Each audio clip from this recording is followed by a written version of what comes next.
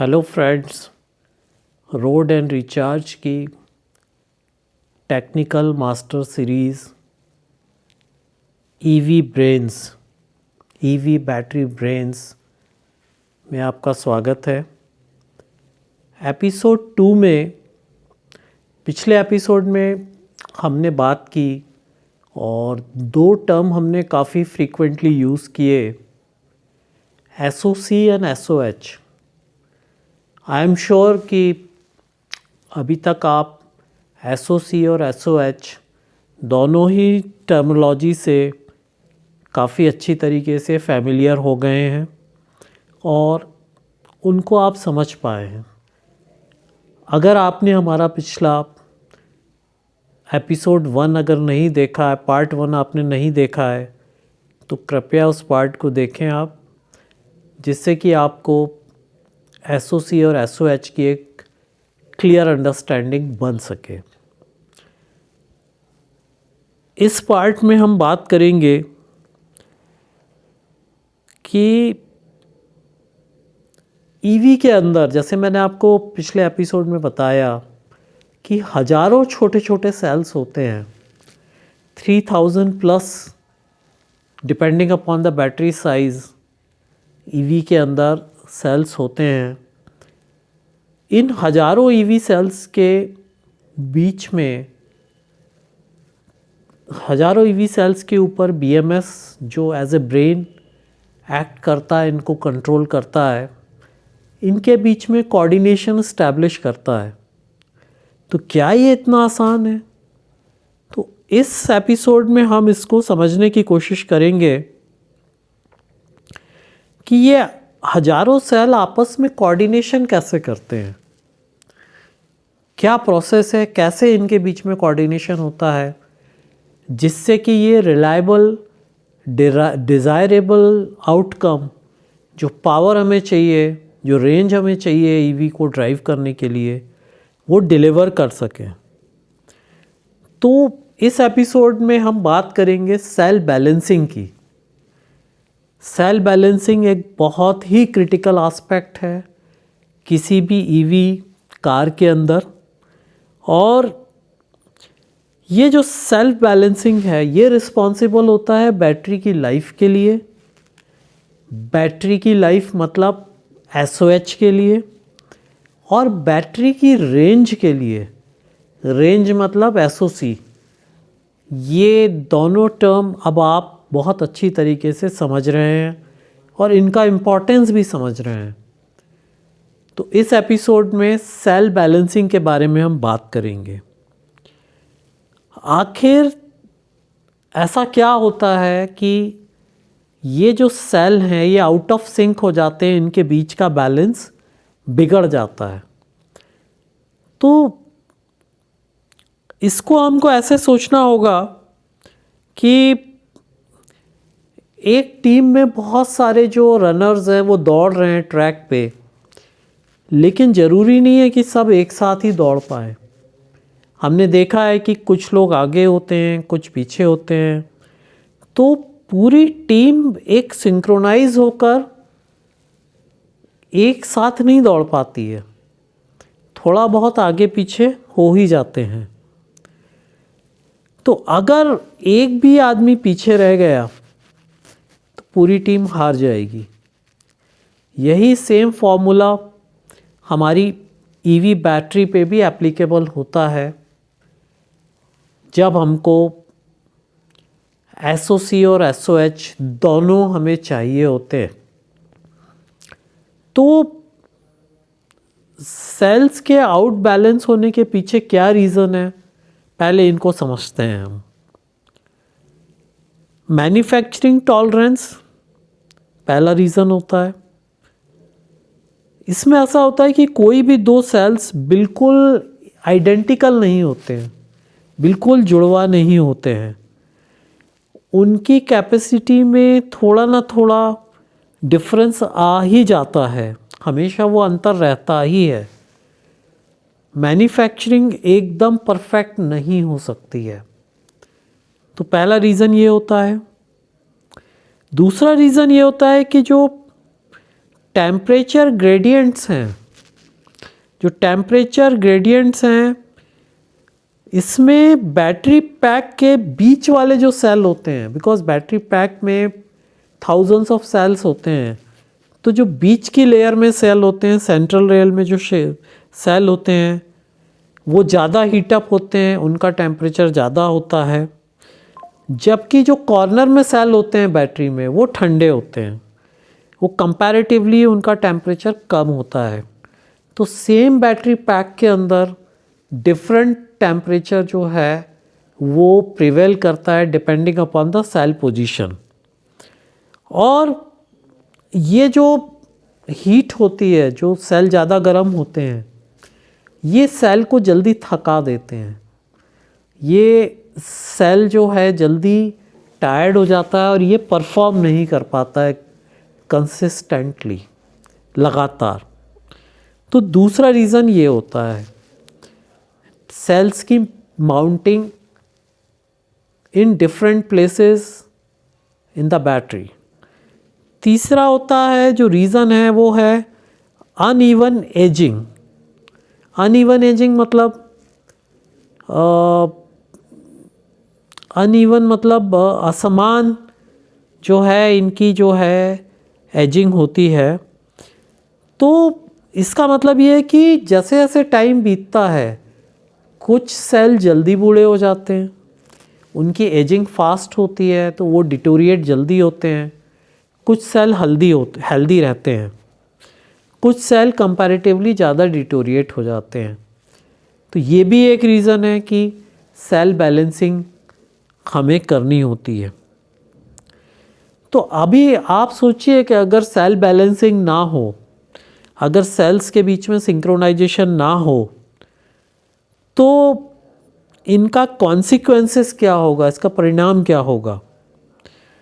तो इसके दो मेजर आउटकम होंगे। रिड्यूस रेंज, पहला आउटकम होगा कि आपकी रेंज जो है वो रिड्यूस हो जाएगी। क्यों रिड्यूस हो जाएगी? क्योंकि आपका बैटरी पैक उतना ही चलेगा जितना आपका जो सबसे वीक सेल है वो चल सकता है, उसकी जितनी कैपेसिटी बची है, जितना वो चलेगा। तो ऑब्वियसली आपका बैटरी पैक भी कमज़ोर वाले सेल के हिसाब से चलेगा, ठीक। और अगर वो सेल जल्दी डिस्चार्ज हो जाता है तो बाकी जो पैक हैं वो भी काम करना बंद कर देंगे, क्योंकि बैटरी जो है वो जो वीकेस्ट सेल है उसके हिसाब से काम करती है। तो भले ही बाकी सेल्स में चार्जिंग बची हो, एनर्जी बची हो, फॉर एग्ज़ाम्पल ऐसी सिचुएशन आती है कि बहुत सारे सेल्स में 20% एनर्जी है, बट कुछ सेल्स ड्राई आउट हो गए हैं बिकॉज ऑफ वेरियस जो रीज़न अभी हमने बात की, तो हमारा बैटरी का परफॉर्मेंस ज़ीरो हो जाएगा। तो इससे सीधा सीधा हमारी रेंज जो है वो डिप हो जाएगी, रेंज हमारी कम हो जाएगी। हम बात कर रहे थे फास्टर डिग्रेडेशन के बारे में। तो जब जो कमज़ोर सेल्स होते हैं उन पे ऑब्वियसली ज़्यादा स्ट्रेस पड़ता है, पावर ड्रॉ कमज़ोर सेल से होने पर वो जल्दी ख़राब होने लगते हैं, वो और फर्दर वीक हो जाते हैं, और ये विशियस सर्किल होता है कि ऑब्वियसली कमज़ोर सेल और डिटोरिएशन होते होते और आपकी बैटरी की जो लाइफ है वो 50% तक इम्पैक्ट कर सकती है। तो अब बात ये उठती है कि जो सेल बैलेंसिंग है इसको बीएमएस कैसे हैंडल करता है। अब सेल बैलेंसिंग का इम्पोर्टेंस हम समझ गए हैं कि क्यों सेल बैलेंसिंग होना इतना ज़रूरी है। तो अब हम इस बात पे फोकस करेंगे कि बीएमएस इसको हैंडल कैसे करता है। इसके दो तरीके हैं। पहला तरीका है पैसिव बैलेंसिंग, ये बहुत सिंपल वे है, और दूसरा तरीका है active balancing. Active balancing that means smarter way of doing the cell balancing. तो मैं पहले बात करूँगा पैसिव सेल बैलेंसिंग की। तो इसमें जो है BMS जो है वो आइडेंटिफाई करता है कि कौन से सेल सबसे ज़्यादा चार्ज हुए हैं, और उन ज़्यादा चार्ज्ड सेल की एनर्जी जो है एक रजिस्टर के थ्रू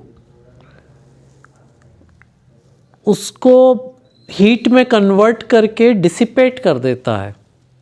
जो ज़्यादा चार्ज सेल हैं उनको एक रजिस्टर के थ्रू जो extra compare to the weaker cell, जो एक्स्ट्रा वोल्टेज है, जो एक्स्ट्रा चार्ज है, उसको वो डिसिपेट कर देता है इन फॉर्म ऑफ, उसको निकाल देता है बाहर इन फॉर्म ऑफ हीट।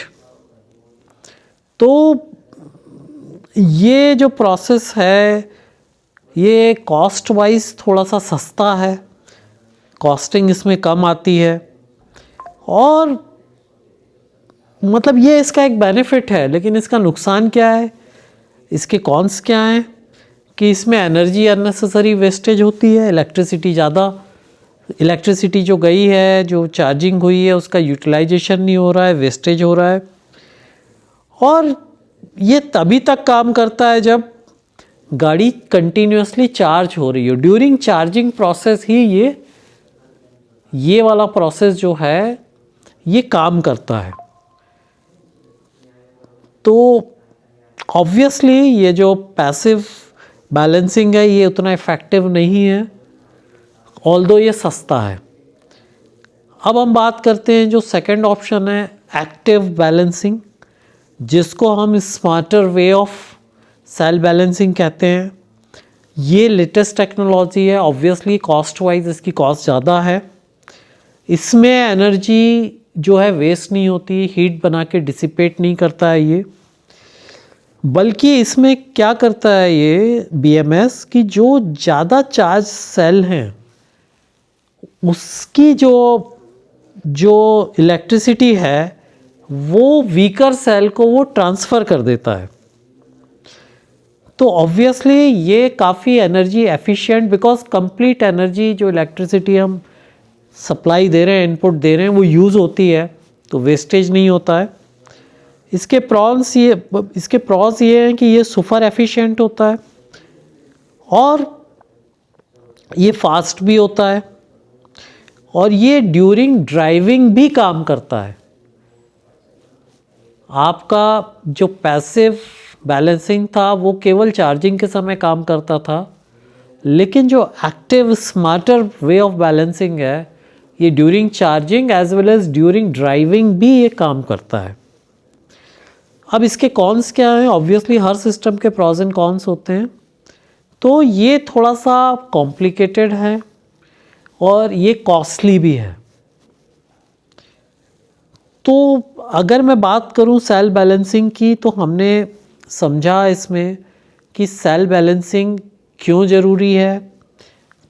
पहले समझा हमने कि सेल इम्बैलेंसिंग क्यों होती है, फिर ये क्यों ज़रूरी है और ये होती कैसे है। ये प्रोसेस हमने अभी तक ये 3 एस्पेक्ट्स को हमने समझा।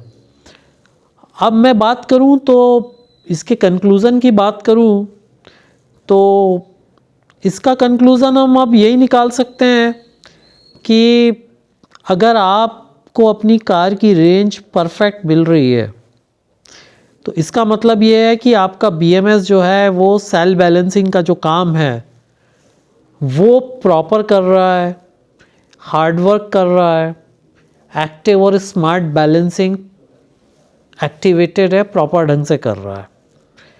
और बैटरी जितनी बैलेंस होगी, सेल बैलेंसिंग जितनी इफ़ेक्टिव होगी, आपकी ड्राइविंग भी उतनी स्मूथ होगी, आपको लीनियर पावर ड्रॉ करेंगे आपकी कार उतना स्मूथ चलेगी। स्लाइट आप जरा से पुश में कार एक्सीलरेट होगी। तो इस तरीके से हमने समझा कि सेल बैलेंसिंग हमारे लिए कितना क्रिटिकल है और ये होती कैसे है। अब एपिसोड 3 में हम बात करेंगे सेल की chemistry, LFP versus NMC batteries, किस तरीके के व्हीकल कौन सी बैटरी यूज़ करते हैं, इन बैटरीज़ का एडवांटेज क्या है, डिसएडवांटेज क्या है, इनका कंपोजिशन क्या है, ये आपको फर्दर इंसाइट देगी और आपकी अंडरस्टैंडिंग को बढ़ाएगी। तो अगर आपको हमारा पार्ट 2 एपिसोड 2 सेल बैलेंसिंग के कंटेंट और आपकी इन्फॉर्मेशन को हमने अपडेट किया है, आपको लगता है कि ये आपको पहले नहीं पता था और आपको अब ये पता है और अब आप गाड़ी चलाते समय अंडरस्टैंड कर सकते हैं कि आपका BMS जो है कितना एफिशिएंटली काम कर रहा है, तो अगर आपको कंटेंट पसंद आ रहा है तो आप लाइक करिए, शेयर करिए और फ्रेंड्स को भी अपडेट करिए अपने। और हम आपसे मिलते हैं नेक्स्ट एपिसोड में, जिसमें हम बैटरी की केमिस्ट्री के बारे में बात करेंगे, LFP वर्सेस MNC। इसमें सारे जो आपके डाउट्स हैं, जो अलग अलग कंसीव नोशंस हैं, उन सारे एस्पेक्ट्स को हम डिटेल में एड्रेस करेंगे और ये भी बताएंगे कि कौन सी केमिस्ट्री बेस्ट है, कौन सी बैटरी बेस्ट है, किस तरीके के केमिकल लोचा इनमें होते हैं और आपके लिए बेनिफिशियल कौन सी बैटरी वाली कार होगी। तो आप हमारे साथ जुड़े रहिए और हमारी सीरीज़ को वॉच करिए। See you in the next episode. Thank you.